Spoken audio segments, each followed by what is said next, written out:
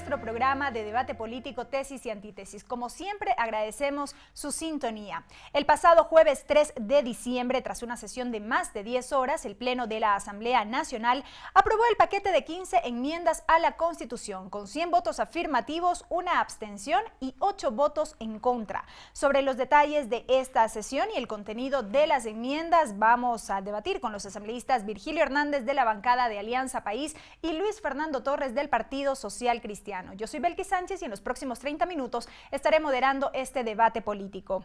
Recuerden que Tesis y Antítesis llega a ustedes gracias a la señal abierta de Televisión Legislativa del Ecuador por los canales 42 en Quito, 22 en Guayaquil y 27 en Cuenca. También a través de la radio de la Asamblea Nacional con sus frecuencias en todo el territorio ecuatoriano. Nos siguen también por la web a través de envivo.asambleanacional.gov.es.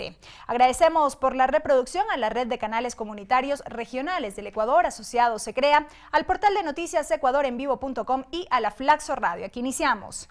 25 intervenciones en total se registraron en el Pleno de la Asamblea Nacional durante el segundo y definitivo debate del proyecto de enmiendas constitucionales. Vamos a revisar un reportaje cortesía de TVL Noticias. Luego de 10 horas de sesión y con el voto favorable de 100 legisladores, el Pleno de la Asamblea Nacional aprobó este 3 de diciembre la solicitud de enmienda a la Constitución. La propuesta fue respaldada por asambleístas de Alianza País y de los movimientos Are de Loja y Creyendo en Nuestra Gente de Santa Elena. La votación reflejó 8 votos en contra por parte de los legisladores de oposición presentes, mientras que hubo una abstención por parte del oficialista Fernando Bustamante. El segundo debate se produjo en una jornada inusual, dado que la sesión arrancó pasadas las 7 de la mañana, sin recesos. Desde el movimiento de gobierno eran reiteradas las posturas en torno a la legitimidad que alegaron existía para el trámite de la propuesta. Es un procedimiento que fue aprobado en referéndum por ustedes, por su voto. Fue aprobado ese procedimiento que hoy mismo consta en nuestra Constitución. Nace de las urnas. Esta mayoría es fruto de la voluntad popular y por lo tanto tiene la legitimidad para poder llevar adelante las enmiendas. Mientras que socialcristianos y militantes de Pachacutic insistían en que varios de los cambios a la Constitución propuestos debían pasar por una consulta popular.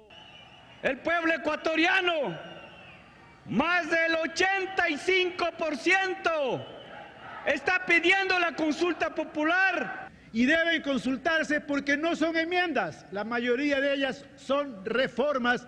Pueden aprobar sin problemas como enmiendas solamente 3 textos. Entre esos cambios, el relacionado a la postulación de autoridades de elección popular. Les dije en el primer debate que esta enmienda solo la necesitaba una persona. La oposición ha intentado construir su agenda a la sombra de las decisiones del presidente. Y ahora que ya no será candidato en 2017, la oposición se queda sin discurso y sin acción política. Luego de 25 intervenciones en total, la votación se cumplió con 4 cambios puntuales. Se estableció que los servidores públicos tendrán derecho a la organización para la defensa de sus derechos. Se reemplazó la pensión de jubilación por pensión de retiro para la fuerza pública. Hubo un cambio de forma en la redacción de la enmienda sobre la conformación de regiones autónomas, mientras que en la disposición final se incorporó que la Asamblea hará conocer a la Corte Constitucional de estas modificaciones. Con esto, las enmiendas pasarán al registro oficial para su publicación inmediata, exceptuando la disposición transitoria segunda sobre la temporalidad en torno a la postulación de autoridades de elección popular. Y bien, vamos a iniciar este debate con el asambleísta Luis Fernando Torres, asambleísta, una primera evaluación de la jornada y algo que llamó la atención, la presencia de los asambleístas del Partido Social Cristiano, a diferencia de otros sectores de oposición, quienes se abstuvieron de participar en la sesión plenaria. Los asambleístas del Partido Social Cristiano y de los movimientos aliados como Bandera de Guerrero, Tiempo de Cambio y el movimiento Vamos de Bolívar, estuvimos en la sesión porque ese es el lugar que nosotros debemos ocupar para expresar nuestras ideas. En mi caso personal, hubiera sido un acto de incoherencia, irresponsabilidad y hasta cierto punto de cobardía abandonar la trinchera, bajo el temor de que con mi presencia y la presencia de los demás compañeros del Bloque Social Cristiano estábamos legitimando la sesión. Participé en el primer debate integré la Comisión Ocasional de Enmiendas, presenté informe de minoría para el primer debate, presenté informe de minoría para el segundo debate, y resulta que el día en que se queman las papas, como dice nuestro pueblo, no me voy. No, tenía que estar allí. Con mi presencia no legitimé absolutamente nada, pero cumplí con la obligación constitucional de utilizar la trinchera precisamente para decir aquello que tengo que decir en la Asamblea y no desde el teléfono, desde el Facebook, desde el Twitter o eventualmente desde la calle. Ahora bien, asambleísta, durante su participación, ¿por qué llamó al proceso de enmienda un fraude a la Constitución? La idea de fraude a la Constitución no es mía. El constitucionalista y administrativista venezolano Alan Brewer Carías, que fue uno de los constituyentes durante la aprobación de la Constitución Bolivariana de Venezuela, 30 segundos. Él, por ejemplo, dijo que el proceso que llevó adelante el expresidente Chávez de cambio constitucional, saltándose, según Brewer Carías, varias normas constitucionales, constituía un fraude a la Constitución. Yo he tomado esa idea para decir que en el Ecuador la aprobación de reformas como simples enmiendas constituyen un fraude a la Constitución. Ahora, muchos me dirán, es que el dictamen de la Corte Constitucional santificó todo y dijo que la vía era la de la enmienda y no la de la reforma. Gracias, asambleísta Torres. Asambleísta Hernández, luego de la aprobación de este proyecto de enmiendas, Alianza País calificó este hecho como una victoria en este caso. Hubo múltiples cuestionamientos sobre la legitimidad del proceso y ahí la insistencia en que este debía pasar por una consulta popular. A ver, en primer lugar, yo quiero iniciar reconociendo la importancia que hayan estado también sectores de la oposición. La presencia de los sectores socialcristianos, también en la mayor parte de la reunión, se ausentaron en el momento de la votación, pero los legisladores de Pachacutic me parece que es importante de resaltar. El que hayan estado en el lugar al que fueron electos por el pueblo ecuatoriano, de la misma forma que fuimos elegidos nosotros. De tal manera que ese argumento de que con eso se legitimaba, con ese argumento, que es absolutamente falaz, podrían perfectamente no concurrir a ninguna de las sesiones, porque esta mayoría, conformada por la votación del pueblo ecuatoriano, fue la que se estableció en el 2013 y es la que básicamente actúa para la aprobación de todas las leyes que aquí se discuten. El objetivo de un parlamento es discutir, el objetivo de un parlamento es expresar puntos de vista distintas, pero en esos parlamentos operan determinadas mayorías, de tal forma que, en primer lugar, reconozco la presencia de los asambleístas de la oposición, tenemos criterios distintos, votaciones diferentes, comportamientos distintos, pero me parece que es importante que el debate se pueda realizar en el escenario legislativo, porque además esto sí permite también una labor cívico-pedagógica. Los ciudadanos pueden entender y pueden también mirar las distintas posiciones. 30 segundos.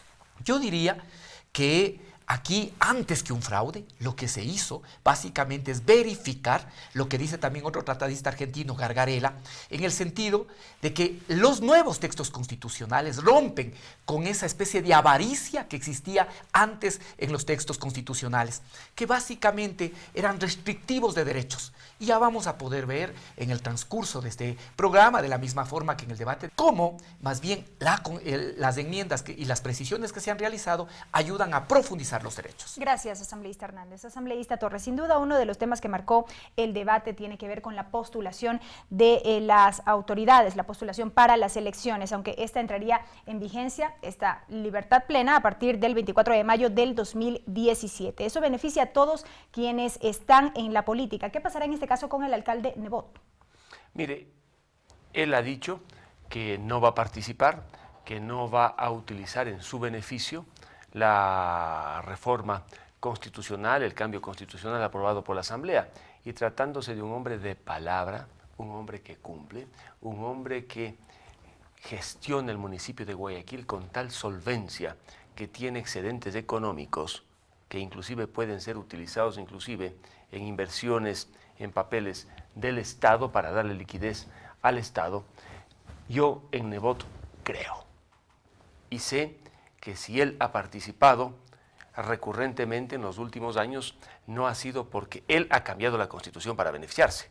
sino porque la Constitución ha sido cambiada en función de diversas coyunturas y sobre todo para preservar un modelo que es desde todo punto de vista exitoso, que el 87% de los recursos del municipio de Guayaquil se destinen a obras, y no solamente obras en materia de agua potable, alcantarillado, vías, puentes, regeneración urbana, también en educación, entrega de libros, en salud, 7 hospitales construidos por el municipio de Guayaquil, programas masivos, demuestra una gran eficiencia y que no más del 13% se destine a gasto corriente. Yo al menos creo que Nebot, por responsabilidad con el país y con Guayaquil, tiene que ver cómo preserva ese modelo para la posteridad, porque es un modelo exitoso que contribuye a resolver los problemas indudablemente de la pobreza en el país. Con la transitoria, que espero que no sea declarada inconstitucional por la Corte Constitucional, el presidente no podrá ser candidato, tampoco varios asambleístas. Al menos por el siguiente periodo. Por el siguiente periodo, el 2017, habrá que ver qué pasa después. Gracias, asambleísta Torres. Asambleísta Hernández. Mire, respecto de esta inquietud, el alcalde Nebot tendrá derecho. Ahora le va a facultar efectivamente la Constitución. Y yo fui uno de los que planteé, incluso públicamente, que yo me oponía a que esa transitoria se haga extensiva a los alcaldes y prefectos. ¿Por qué? Porque ellos no van a estar involucrados en la decisión. Es una decisión que toma en la toma de la decisión.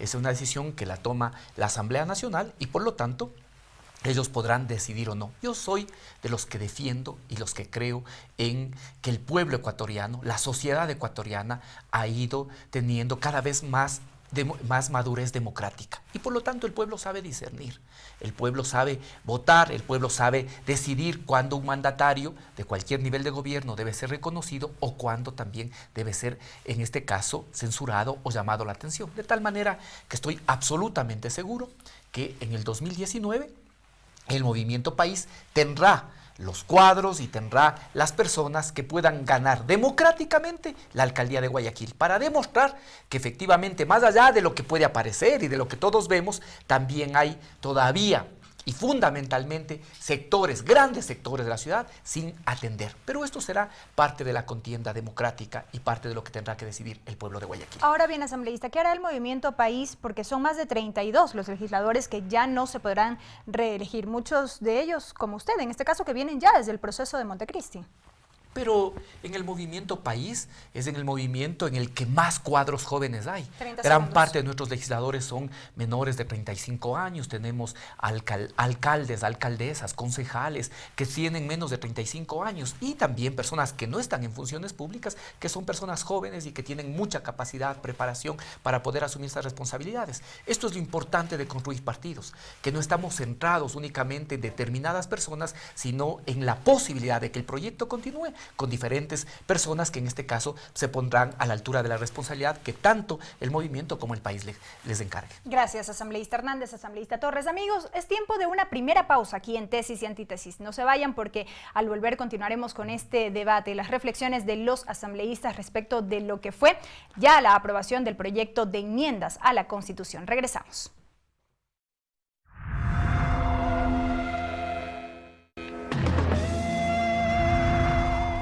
Amigos, estamos de regreso con más de Tesis y Antítesis, donde la síntesis les corresponde a ustedes. Llegamos a sus hogares gracias a la señal abierta de la radio de la Asamblea Nacional, de Televisión Legislativa del Ecuador y también por el portal de noticias ecuadorenvivo.com y la Flaxo Radio.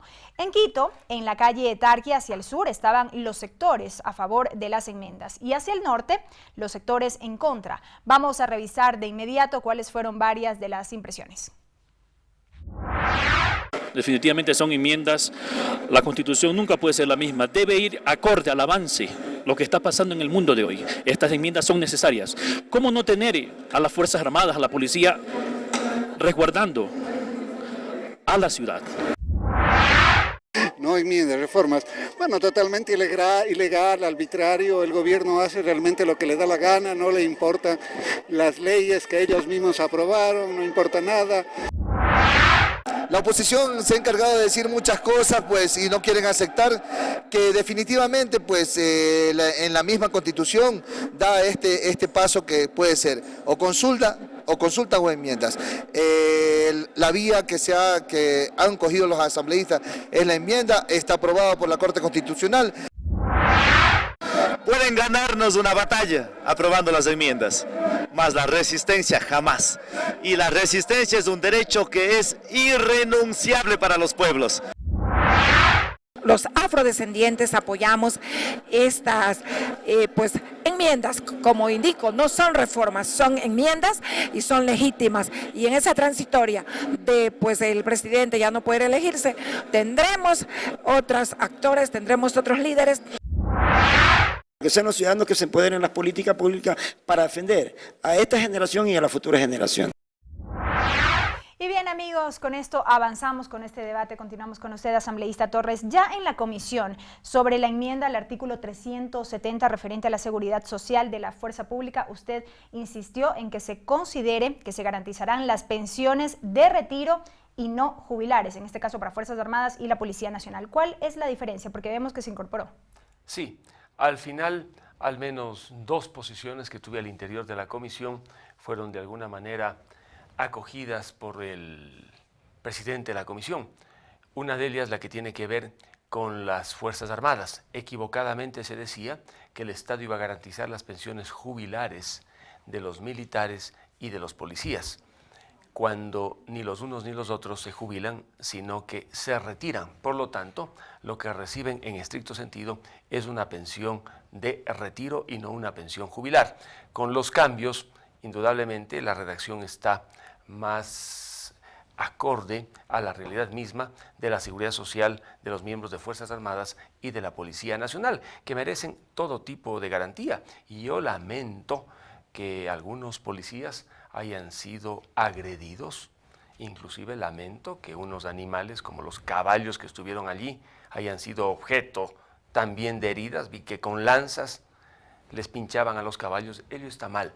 Yo estoy de acuerdo con las protestas ciudadanas, las saludo en la medida en que sean protestas democráticas, institucionales y pacíficas.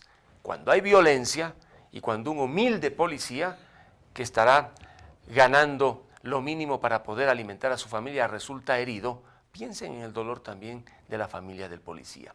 Y quiero agradecer a los miembros de la escolta, porque al finalizar la sesión, cerca de las 5:10 de la tarde, ellos fueron quienes nos ayudaron a los asambleístas del Partido Social Cristiano y sus aliados para que podamos salir sin ningún peligro, sin ningún riesgo de la Asamblea Nacional. Gracias, asambleísta Torres. Asambleísta Hernández, ¿algo que decir en particular sobre esto último, las protestas que se registraron? Mire, que está demostrado y el que precisamente, como debe ser, se haya respetado la integridad de los legisladores de oposición, demuestra que la violencia no viene de nuestro lado. Para nosotros, al Movimiento País, le sería inconveniente, absolutamente perjudicial, generar la violencia. La violencia viene de otros lados y es además una violencia que está planificada, una violencia que está programada, que lo que busca es la confrontación, busca generar caos, busca generar enfrentamiento. Yo siempre he señalado, no puedo oponerme a las manifestaciones y esas manifestaciones tienen el derecho de cada una llevar su posición. Ese es el legítimo derecho. Lo que no se puede es utilizar la violencia como el mecanismo de expresión, más cuando también las condiciones de control que ahora realiza la policía son absolutamente diferentes a las que se hacían en el pasado. Ahora bien, asambleísta, brevemente para avanzar en este análisis sobre las enmiendas, ¿podemos clarificar sobre el que tiene que ver con la consulta popular, educación y salud? Mire, creo que esto es muy claro. ¿Qué es lo que se busca con estas enmiendas? Que quede muy preciso en la Constitución que la responsabilidad de educación y salud, que ya es del Gobierno Nacional, de acuerdo a lo que dice el 261 de la Constitución, ahora también le compete el poder tener el mantenimiento y el equipamiento de las instalaciones de educación y salud. De tal manera que esta no es una enmienda con la que el gobierno elude responsabilidades, sino más bien las asume. Y de la misma forma, lo que tiene que ver con la consulta popular.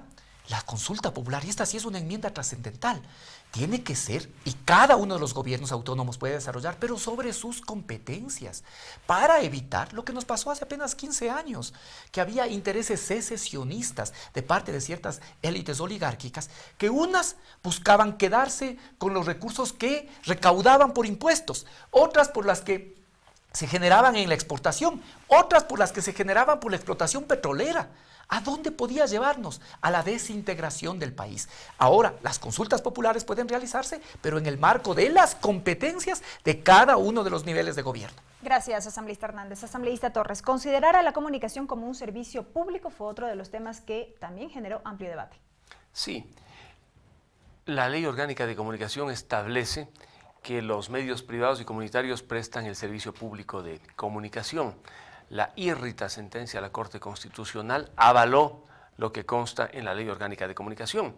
Muchos decían, pero si la ley establece que es un servicio público, si la Corte Constitucional ratificó lo que dice la ley, ¿para qué se oponen a que a nivel constitucional se consagre efectivamente que la comunicación es un servicio público? Precisamente para elevarlo a ese rango. El problema está en que elevada la comunicación como servicio público a rango constitucional ya no se podrá modificar con otra ley, tampoco mediante sentencia de la Corte Constitucional se podrá cambiar la sentencia que dictó la actual Corte, porque ahora está en la Constitución.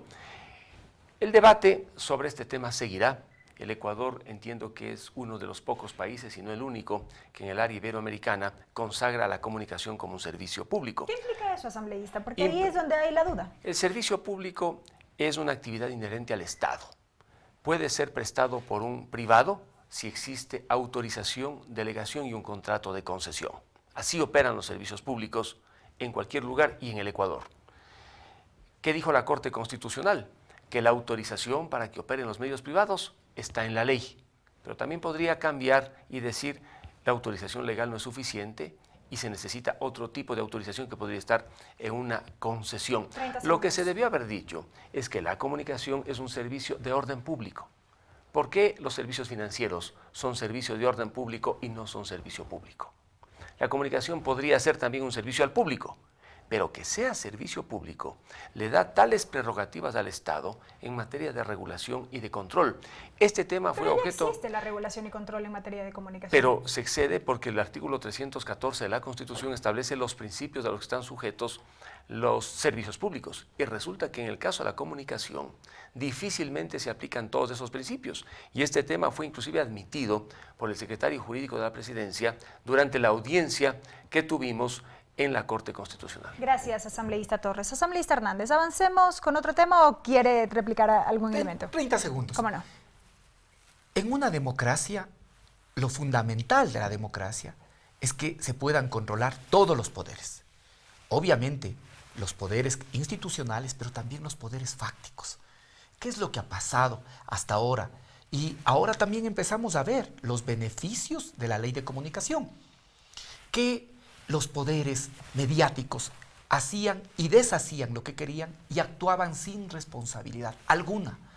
Ahora, desde la ley de comunicación y ahora elevada a rango constitucional, efectivamente, se va a permitir que sean los ciudadanos, todos los ciudadanos, que tengamos los derechos a la comunicación sin que eso esté mediado por la voluntad, por el punto de vista, por el parecer de los grandes propietarios de los medios de comunicación. De tal manera que en democracia todos los poderes tienen que ser regulados, los poderes formales, pero también los poderes fácticos. Y esto es un avance en ese sentido. Ahora bien, asambleísta, en otro tema, ¿qué pasa con las regiones? Se eliminó el plazo que determinaba la Constitución de la República para su conformación, un plazo que estaba establecido en 8 años. Sí, mire, se eliminó de la Constitución, pero el plazo se mantiene en la ley. Y por lo tanto, yo por lo menos soy de los que creo que la ley, si es necesario, debe extender el plazo, pero no debe dejar sin un plazo, porque de lo contrario no va a existir voluntad para construir las regiones. Y las regiones son un nivel intermedio importante. ¿Qué es lo que pasa en el Ecuador? Que nosotros tenemos un nivel nacional que es muy fuerte y luego un nivel municipal que también es fuerte. Y luego tenemos el nivel provincial, que no tiene ni las competencias ni toda la fortaleza que tienen los otros dos niveles. Se requiere un nivel intermedio como es el nivel regional. Ya vemos, por ejemplo, a nivel del Ejecutivo, que el constituir regiones ha ayudado ayudado a una mejor prestación de los servicios. Entonces, si no se deja plazo, no se van a constituir, porque existe una dificultad para la que se puedan conformar regiones, y es que las regiones tienen que ser pedidas por las autoridades provinciales, que se verían, de alguna manera, creen, debilitadas por la existencia de las regiones, de tal manera que se eliminó de la Constitución, pero yo por lo menos, y así lo sostendré, cuando se discuta, creo que el plazo, si es necesario, debe ampliarse, pero debe existir plazo en la ley, debe existir plazo en el COTAD. ¿Cuándo vence, siendo que sí está establecido en la ley? Eran 8 años de la Constitución, por lo tanto, se hacía en el 2016, y en el 2016 se va a modificar la ley y tendrá que ampliarse el plazo para la constitución de regiones. Gracias, asambleísta Hernández, asambleísta Torres. Amigos, nos vamos a una nueva pausa aquí en Tesis y Antítesis. No se vayan, porque al volver estaremos con las reflexiones finales de los asambleístas respecto a las enmiendas constitucionales aprobadas ya en segundo y definitivo debate por el Pleno de la legislatura. Regresamos.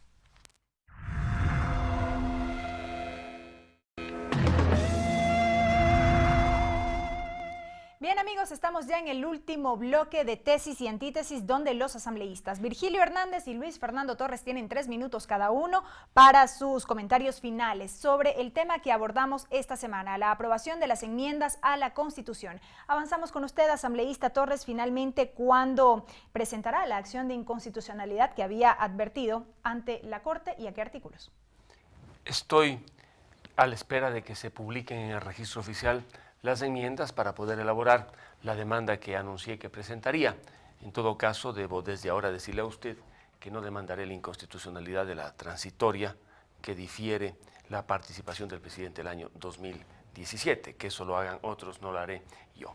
Pero en el tema de las enmiendas, una vez aprobadas estas, habrá que preguntarse cuáles van a entrar en vigencia inmediatamente, cuáles van a necesitar de una ley para entrar en vigencia, y en último término, cuáles no serán acatadas. El alcalde de Guayaquil, por ejemplo, ha dicho que no va a acatar aquella enmienda en virtud de la cual se le obligaría al municipio de Guayaquil y a los demás municipios del Ecuador a que con autorización previa del ministro de Educación puedan realizar actividades en materia de educación.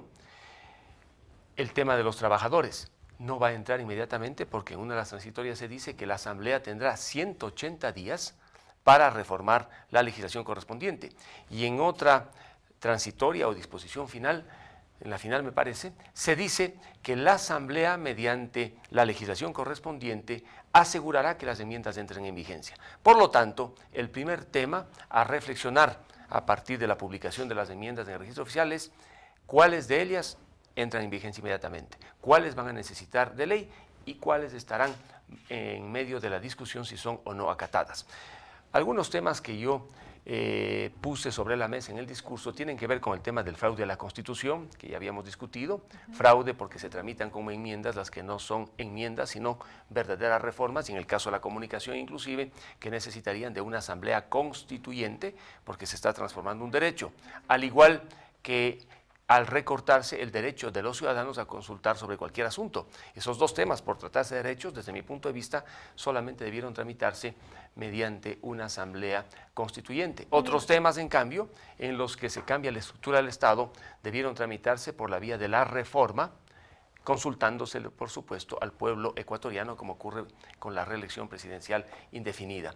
Lo que sí me preocupa es el hecho de que las enmiendas no contribuyen finalmente a mejorar, a resolver los problemas de los ecuatorianos: delincuencia, falta de empleo y de trabajo, inseguridad económica, una dolarización que necesita fortalecerse. Las enmiendas están desconectadas, sobre todo de las angustias económicas que tienen los ecuatorianos. Forman parte de un debate político y ellas, en definitiva, le dan más poder al poder y disminuyen derechos de los ciudadanos sin atender estas preocupaciones que le mencionaba diariamente. Son motivo de atención ciudadana. Cuando yo converso en Ambato, en mi provincia y en Quito y en otras ciudades, lo primero que me dice la ciudadanía es, bueno, ¿qué hacemos frente a la delincuencia?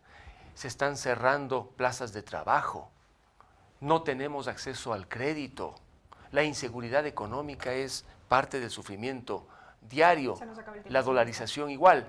Entonces son enmiendas que están desconectadas de estos problemas que sí ocupan la mente y la atención del ecuatoriano de carne y hueso, del ecuatoriano común y corriente. Queda clara la postura. Gracias, asambleísta Torres. Asambleísta Hernández. A ver, en primer lugar, ahora nos corresponde, porque así dice el dictamen de la Corte, solo notificar a la Corte Constitucional, pero de ninguna manera la Corte Constitucional puede realizar de oficio un análisis de constitucionalidad de lo actuado por la Asamblea. ¿No cabe alguna observación por parte de la Corte Constitucional, tomando en cuenta este seguimiento que se iba a hacer del trámite? El propio dictamen de la Corte dice que queda la Corte tiene la potestad de hacer el control posterior, ¿sí? Pero esto tiene que hacerlo frente a una demanda de inconstitucionalidad que se presenta. No Como afortunadamente ya Luis Fernando va a presentar una demanda, tiene la oportunidad la Corte de pronunciarse y de realizar el examen de constitucionalidad. Pero la Corte no puede realizar de oficio, por supuesto.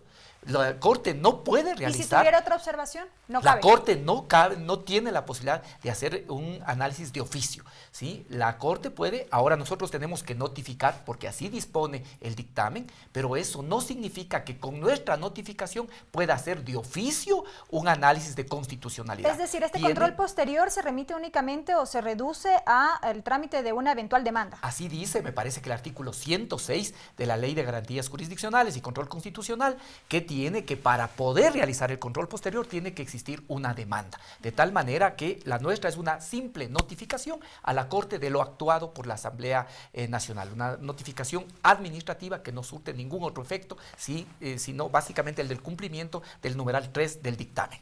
Entonces, esto vale señalar. Segundo, hay que también decir que, y me parece que lo que hacemos ahora, y que decía alguno de los ciudadanos, es lo que también dice uno de los más importantes juristas, Karl Lobenstein, dice que las modificaciones que se provocan en los textos constitucionales son porque hay cambios en la situación política, en lo económico, en lo social o cultural, y esos cambios de alguna manera intentan ser plasmados en las modificaciones constitucionales. Siempre el derecho va a estar atrás de la dinámica de la sociedad, pero sin embargo es importante buscar que ese derecho también responda a la expectativa social. Y yo diría que una de las enmiendas que se realiza es precisamente el tema relacionado con la seguridad. ¿Qué es lo que se dice? ¿Quién es la responsable del orden interno? La policía. ¿Quién es la responsable de garantizar la soberanía, la integridad territorial? Las Fuerzas Armadas. Pero hay este criterio, este concepto de básicamente lo que tiene que ver con una seguridad integral y territorial. Y para ello, complementariamente a la misión fundamental de las Fuerzas Armadas, tiene que actuar junto con la policía. Se dice que las Fuerzas Armadas no están preparadas, que eso puede significar violación a los derechos humanos. No, están equivocados. La policía y las Fuerzas Armadas están sometidas al poder civil. Y todos, civiles y militares y policías, estamos sometidos al poder de la Constitución. Si alguien viola los derechos humanos, tiene que responder por ello.